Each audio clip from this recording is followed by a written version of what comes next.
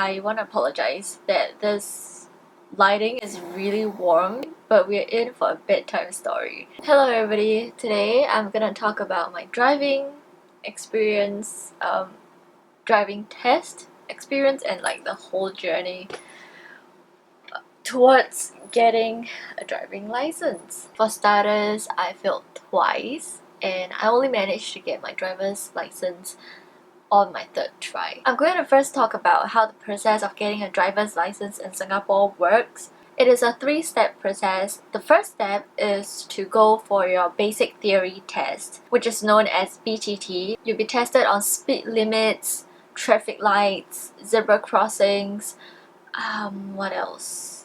Road signs, and traffic police hand signals. It is over 50 and you have to score 45 in order to get to the next stage, which is the final theory test, known as FTT. Normally, as you wait for FTT, you can start with your driving lessons. Every test has a very long waiting list. The fastest I think is 2 weeks for BTT FTT. Normally it's a month or 2 months you have to wait before you can secure a booking. And prepare to take leave from work or your school because you're gonna need it. The timing is really out of the place. It's possible for you to get a slot after working hours, but most of the time the slots are already taken. The final theory test focuses on manual driving, so unless you're taking manual driving lessons while waiting for your FTT, then I would strongly suggest you to look through theory book because they're gonna ask you about the clutch. And unless you're taking manual driving lessons, you will not know about the clutch. So after you're done with FTT, after you have passed your FTT, if you don't, just try again. You are ready. No, you're not ready yet, but you're close to going for your driving test, which is the final stage. So after your FTT, I would assume that you're maybe 10 lessons each. Once you hit about 20 to 25 lessons, it depends on your instructor. If you're a private, if you go for a private instructor, most likely they will let you, go take your test around 16 to 25 driving lessons, depending on how well they think you're gonna do. Let's take 25 lessons for example. In this 25 lessons, about 15 of them you will be in the circuit, which is like the learning area of the driving center. But if you're with the driving center, which is like the driving school, then they have like a booklet or like what is that called? Because from what I know, every lesson is with a different instructor. So when you apply to go through the school system to get your driver's license, they are going to give you this notebook, logbook, to log in like your lessons with like which instructor, on which date, that kind of thing. I'm not very sure because I went for the private route, which is a lot quicker and a lot cheaper. So I have no clue about going through the school system. It's just a very tedious journey if you go through the school. Okay, where was I? Because I'm working full-time and I was studying, I am still studying, I had to squeeze in my driving lessons. So I would go for my driving lessons like 7 AM in the morning. I took my driving test at Ubi, CDC. There's a few driving centers for you to choose from. You don't necessarily have to pick the one I went to, but I mean, CDC is known to be the most challenging center to get your driver's license from because it is jam-packed with heavy vehicles, heavy traffic, and a lot of annoying drivers around the area. Pick whichever center that is most suitable, most fitted to what you're looking for. Obviously, you still have the responsibility to drive safe and be a safe road user. Like even if your license came easier in a way. I took about 20 driving lessons before my instructor decided it's time for me to take the test. All in all, the test is about 400 plus. That includes 1 hour session before the actual test and half an hour in the circuit, because you're not a school student, so you have to pay each time you want to use the circuit, and rental of your private instructor's car. My first try. No, hold on, let me see the... This was my second try. Okay, oh my god. Ugh. Let's talk about my first. During my first test, I was waiting at like the waiting area.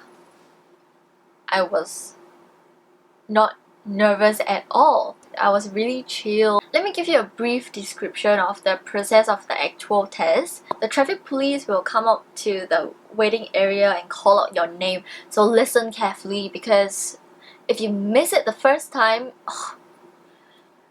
the traffic police are gonna give you a hard time. The traffic police will ask for your IC and check to see whether if you are who you say you are. Then you will walk him to your instructor's car. At this stage, I was telling myself, do not walk to the wrong car.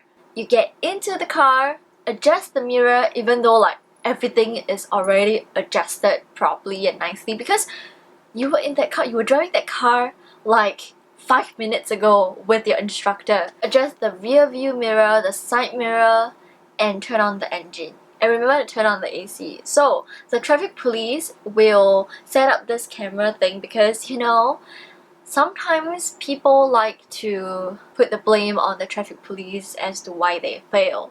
So they will have like this debate, and it's a he said, she said kind of thing.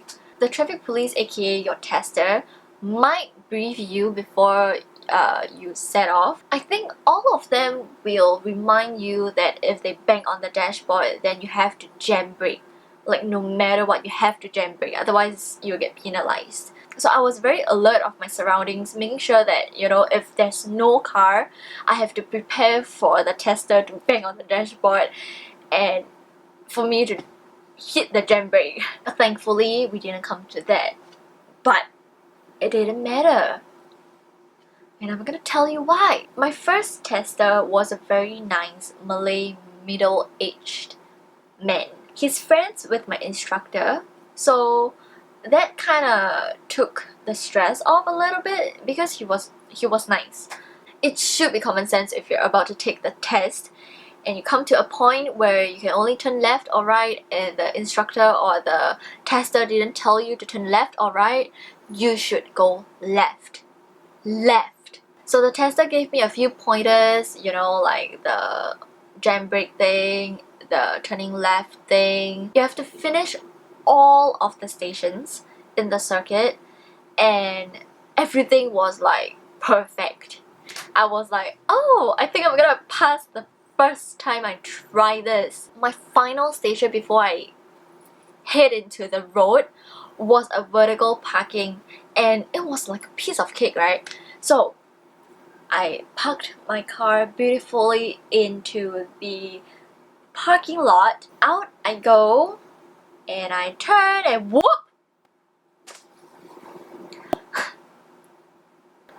I mounted the fucking curb. My tester's reaction was, oh no, why? Aiyo. Honestly, I couldn't process it, so he told me what happened, and I was like, are you sure? Are you like really sure that I mounted the curb? Cause I think the road is uneven. That's why we felt this like a sudden wonk in the car. And he goes, no, it was a curb. So I couldn't go into the road because I failed the circuit. It was an immediate failure. And you know what? My score, oh my god, my demerit points was 2. 1 immediate failure.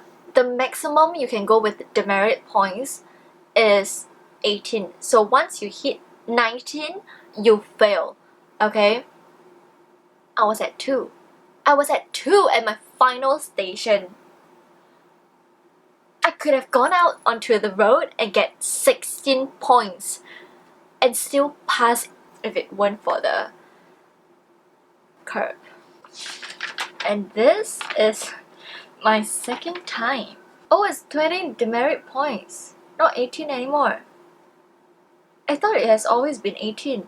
No wonder there's so many stupid drivers now that it's easier to pass. Still, I failed. I waited for 2 months, so I took my test, my second test, in August of 2019. The first one was in beginning or mid of June. I remember this. Second time, the pressure is on because it felt like I'm an embarrassment. I'm not gonna lie, like, it felt horrible to go for the second time. I dressed the same, waited in the waiting area. This young man walked past the waiting area and I was thinking to myself, please let him be my tester. I feel like it would be a lot less stressful for me because a lot of testers walking past were all very fierce looking. So if I had the choice, I would go for this younger tester. I think he's about late 20s to mid 30s. But boy was I wrong. So wrong. What's his name? Faris. He was fucking fierce. It's as if he wanted to eat me up alive. Like, did I hurt you? And oh my god, I don't know whether if he did it on purpose. He mumbles throughout the test. Like, I couldn't hear him. I needed to double confirm the instructions. So I would go, sorry? Sorry? Pardon? I was annoyed at myself for like making him repeat. So imagine how he felt, right? And again, I don't know whether if he did it on purpose. I was so close to the motorcycle. I was so close to the car in front of me. He keeps going. Go on. Move closer. Go. Go some more. I was like trying so hard to keep a safe distance. And we were in circuit. We were supposed to go slow. But he will. Faster. Come on. Faster. Come on. Come on. Am I a fucking dog? I'm not kidding, okay? When I say I'm scared shitless, my legs were shaking. It's so embarrassing to say now, but this is in fact what happened. My legs were shaking. And I was so afraid that I'm going to let go of the brake and accidentally knock onto the vehicle in front of me in the circuit. So we were on like my third or fourth. It was station number 17. It is the directional change station where you make a 3-point turn. The station is like that. Okay. Actually, he drew it for me. Right at this area is a traffic light that just turned red. So I was so focused on stopping my car before like the traffic light. I didn't realize that I didn't make a big enough turn to get out of the station. And so I struck the curb. I mounted the curb the first time. Now I only struck the curb. So it's an improvement. After that, I believe he felt bad for me because he was so hard on me in the beginning. Then he let me continue the rest of the stations just because it's different when it's with your instructor, and him as a tester felt like it's better for me to complete the rest of the stations with him. And he told me I could have passed because my driving was amazing. It meant a lot coming from him because he was so hard on me. He said, I can see that you will pass, that you're safe and careful and a good driver, like you can really drive. It's just that, you know, sometimes we make mistakes and that's why you failed. At this point I was like, fuck. I have to pass this. So I went for a third try. This time my mom is paying. Even she felt bad for me. On one hand, there's pressure because, you know, my mom is the one paying for it. So I must not let her down. My tester, he briefed me and reminded me of the important things to take note, and off we go. He was very hard on me too, by the way. He was very fierce and he gets loud. So that stresses me out a little bit, right? While I was doing the parallel parking, I broke down. I had a full-on meltdown anxiety attack. Okay? My tears were falling. Right then and there, I was like, oh shit, I'm gonna fail this because the tester is gonna think that I'm emotionally unstable and, you know, just put a stop to this test. So on one side of the head, the anxiety side was panicking. And then on the other side of my brain, the calm side, which was the side that's taking the wheel, you know, I'm still very steady. My legs were not shaking. I know what I said, but normally I'm very calm and I handle stress really well. You can ask anybody around me. I do handle stress very well. So I guess it was a huge thing for the tester to see that I'm able to be aware of my surroundings on the road behind the wheels, even though I was like losing my shit on my face. I can tell that he really wanted me to pass this time round. So my third tester told me the same thing, that I'm a good driver. Like, I can drive really well. It's just that sometimes we make mistakes, and it happens that the mistakes I made were during the test. Oh yes, because Keith and I took time off on the day I take my third driving test, and he came to meet me for lunch. Was it lunch? Yes, lunch. Because he was like, okay, I want to be there. So he came down and I was thinking to myself, okay, even if I failed this time, like for the third time, if I fail again, at least Keith is going to be here. So when I passed, he was like, how was it? Did you pass? I was so excited to tell everybody that I passed. It was like a victory to everybody.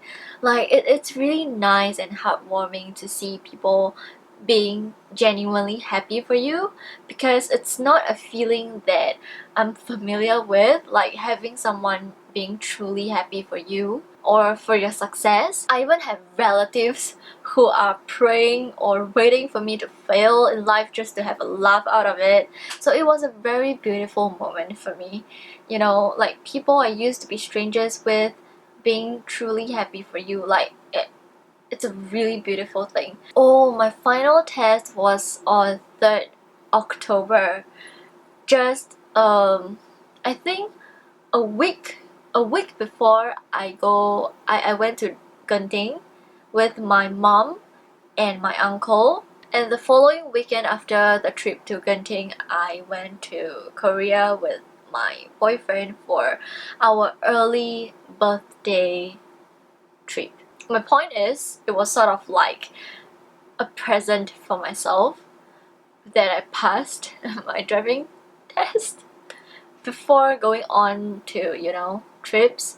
So that's all I have. I hope you guys enjoyed it. If you did, give it a thumbs up. Follow me on Twitter, Instagram, Tumblr, and all that fun places, so will be linked in the description box below. I'll see you guys in my next video. Have a wonderful day or night. Bye. Oh, before I go, I want to show you this. Look, it's bright outside. I started filming in the middle of the night, and now it's morning.